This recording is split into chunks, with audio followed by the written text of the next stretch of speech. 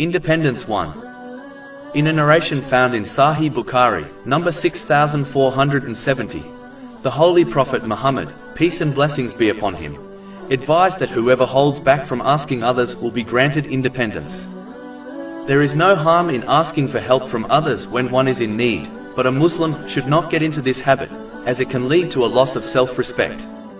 This can be dangerous, as the one who loses self-respect is more likely to commit sins as they stop caring what Allah, the Exalted, and others think about them. The one who unnecessarily asks others will also begin to rely on others to aid them, instead of trusting in Allah, the Exalted, to aid them.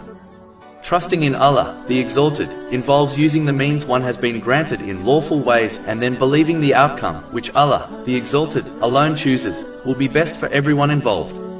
Therefore, a Muslim should strive to utilize all the means they have been granted, before turning to others for help. The one who behaves in this manner will be granted independence of people by Allah, the Exalted. Independence 2. In a narration found in Sahih Muslim, number 7432, the Holy Prophet Muhammad, peace and blessings be upon him, advised that Allah, the Exalted, loves the servant who is independent of the creation. This means that a Muslim should fully utilize the means they have been provided by Allah, the Exalted, such as their physical strength, in order to fulfill their duties and responsibilities. They should not behave lazily and seek things from people unnecessarily, as this habit leads to dependence on them, and it reduces one's trust in Allah, the Exalted. One should firmly believe that no matter what happens, whatever is destined to be their provision was allocated to them over 50,000 years before the creation of the heavens and the earth.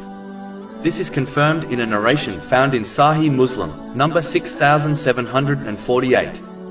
A Muslim should focus on using their resources, such as their physical strength, and trust that Allah, the Exalted, will grant them what is best for them. From a religious point of view, one can become incorrectly dependent on others when they believe that a person, such as a religious and spiritual teacher, will suffice them in gaining success in both worlds through their supplications and intercession. This attitude only encourages laziness, as one believes they are free to behave how they wish and will still achieve success in both worlds through their spiritual teacher. A Muslim must avoid this misguidance and instead follow in the footsteps of the companions, may Allah be pleased with them, who had the companionship of the Holy Prophet Muhammad, peace and blessings be upon him, yet worked hard in sincerely obeying Allah, the Exalted, by using the blessings they had been granted in ways pleasing to him. This is the correct attitude which must be adopted. Independence 3. I had a thought which I wanted to share. It is quite common for people to become dependent on others, such as their family. Even though having hope in people is not a sin, but as they are imperfect, a Muslim always runs the risk of being let down. In fact, it is inevitable. They should instead strive to rely on Allah, the Exalted. This is only achieved through his obedience by fulfilling his commands, refraining from his prohibitions, and by facing destiny with patience, as a Muslim who is disobedient will not depend on Allah, the Exalted. They should then fulfill their duties in respect of the creation, without expecting or hoping in anything in return from them. This will aid in eliminating their dependency on them. Allah, the Exalted, has made it crystal clear that whoever correctly depends on him, through his sincere obedience, will be sufficed from all issues they might face in both worlds. Chapter 65 at Talaq, verse 3. And whoever relies upon Allah, then he is sufficient for him. As Allah, the Exalted, is firm on his promises when one depends on him, they too will become steadfast and firm when facing difficulties. But if they rely on people who are prone to change with the passing of time, they will become fickle and fail to remain steadfast. The stronger one's helper and refuge, the stronger they will become. If a Muslim seeks refuge with Allah, the Exalted, who has power over all things, through sincere obedience, they will become empowered to overcome all difficulties.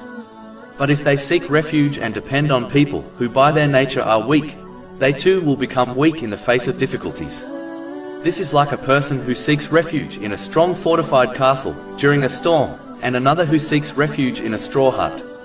It does not take a genius to determine who is more likely to overcome the difficulty of the storm successfully.